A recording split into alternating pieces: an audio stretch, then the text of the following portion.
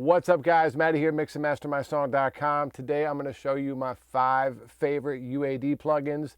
These are the ones I use the most on just about every mix, and I'll show you how I'm using them too. Let's go.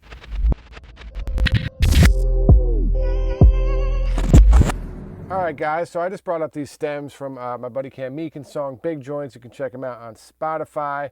And the first plugin, so most of the UAD plugins I use, as I was kind of going through the list of plugins I got, are for vocals. And so it was kind of interesting, you know, when I prep these videos to see, you know, what I'm using. Number one is the 1176. Now, the cool thing is you get 3 different 1176s when you buy this.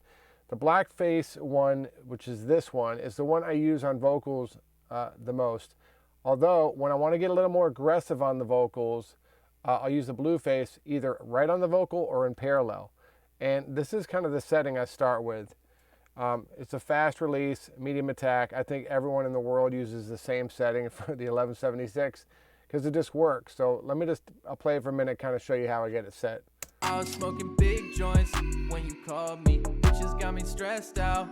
Get them off me. I'm flying to the next spot. I'm always on the run. Some people act like you live more than I was smoking big joints when you called me. Bitches got me stressed out. Get them off me. I'm flying to the next spot. I'm always on the run. Some people act like you live more. As you can tell, it brings the vocal out.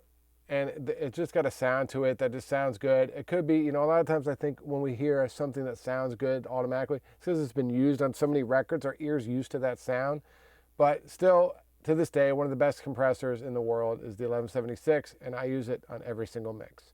The next one, which is just as well known, is the LA2A. Now, I can use this a couple different ways. Sometimes I use it in compression mode, on the mix just by itself without the 1176 if it's not such an aggressive song or something I just want to kind of hold the vocal together but not really aggressively. It's a little smoother, and so I like to use it in that instance. Or sometimes if I really want to get the vocal popping out, I'll use 1176 followed by the LA2A in limit mode and just knock it down a couple dB just to hold things together a little more. So let's play with it and get that setting.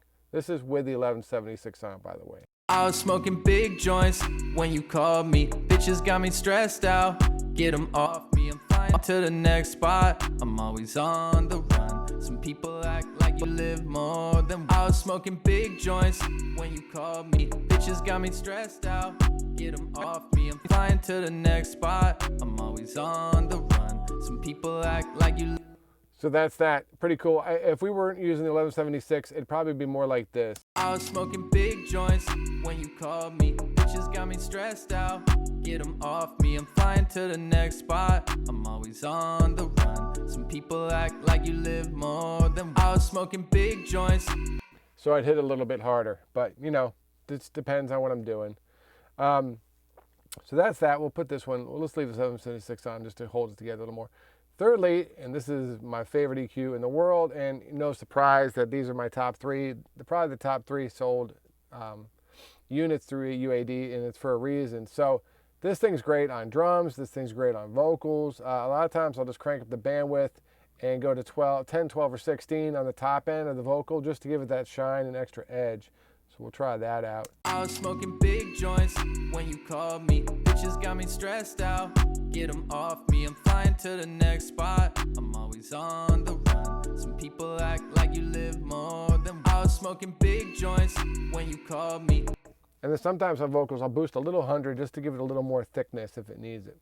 So an amazing EQ. Everything sounds good through that, and just gotta love it. Third is a reverb, and I don't know, man. It's because I started working on this reverb or what it is, but it was one of the earlier UAD ones, and I just got to know it. I just really like the sound of it. Some reverbs like I can hear in the mix. This one just kind of blends into the mix and sounds really good. And it's really easy to edit. I can just open it up and, you know, turn the pre-delay or type it in, whichever one I want to do. Decay time, I can take it down real quick.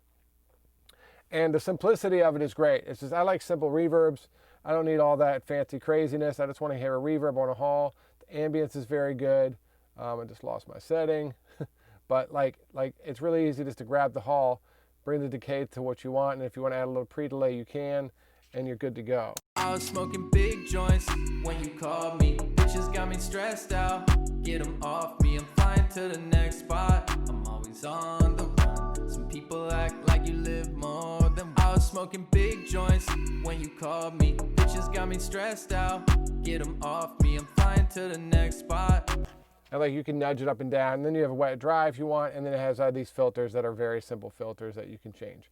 So really simple reverb, used on millions of records. It still has a great sound, even though it was created in like the 80s or whatever it is. But still, one of my favorite UAD reverbs, if not my favorite to this day. Lastly is something I use on my drum bus from the god of mixing, Jason Joshua. I don't really use this setting, I don't think, but I do. I just grab, what is it? I use aggressive drums. Drums, aggressive combo.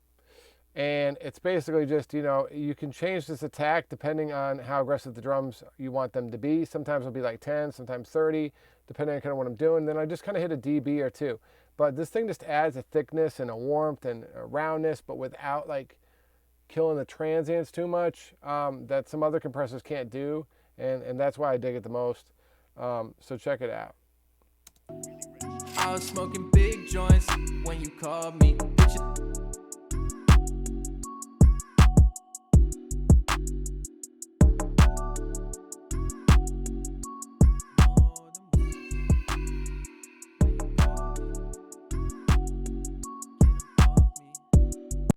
So it feels like the drums get thicker. Obviously they're getting a little bit louder because I don't have the gain matched, but this compressor's the bombs. I've tried switching it out for the API and a couple others, and sometimes it will work depending on, the drums I have, but this one just always seems to work really well. So it tends to be a mainstay on my drum bus, although they don't have it, UAD doesn't have it, but I have on my newer mixes switched up for the newer Shadow Hills that Plugins Alliance created.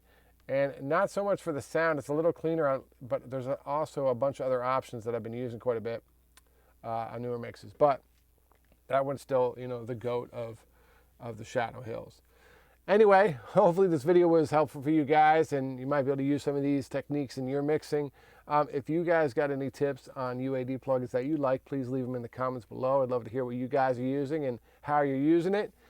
If you need a song mixed and mastered, hit me up at mixandmastermysong.com. You can also get my presets and courses there too. Talk to you soon.